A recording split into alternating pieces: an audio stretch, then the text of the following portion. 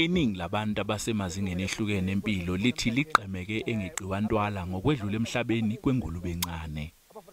Sibhlungu kakhulu ngokudlula emhlabeni kwembodlimani ubaba uBhodloza welcome Nzimande umphephethe indoda ebe negalelo elikhulu kwezokusakaza nezinhlaka ezahlukahlukene emphakathini indoda eqhakambise kakhulu umculo wesintu nokuqhakambisa amaciko asekhaya ulale engakakiyeki lokho ngefoundation yakhe abinayo la ebesavundulula khona amakhono. Sishaqekile mangabe sivuka ngendaba zokuthi umphephethe ingulube encane uBhodloza kasekho emhlabeni.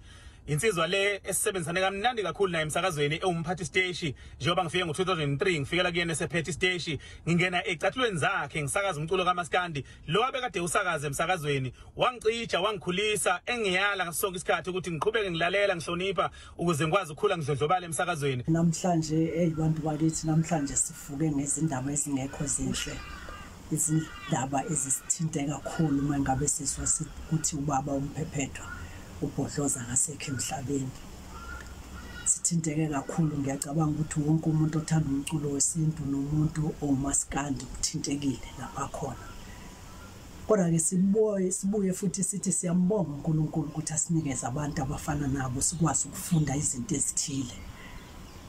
Igalelile insizwa isishiyile insizwa siyasho ukuthi akwehlanga nehlanga. uNzimande ushona nje ngaphambi kaKhisimusi wayivakashele umndeni kaMfazi Omnyama eyowazisa ngezinhlelo anazo zokumhlonipha. Umndeni uthi kuyacaca ukuthi wayezovalelisa.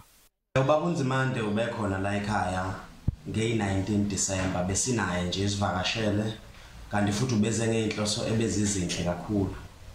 So mase sizwa ke imbiko efana njengale ukuthi akasekho emhlabeni usiphatha kabi kakhulu ke thina lokho somndeni wakaKhumalo ngoba ubaba uNzimande ubamba iqhaza elikhulu kakhulu ubaba wala ekhaya uMfazi Omnyama waziwa nje emhlabeni ingenxa yemisebenzi yakhe uNzimande abantu bazokhumbula isixaxa bazokhumbula ukuthi futhi umuntu obewumsakazi obedlala bona la abantu bekuyena ubaba uNzimande.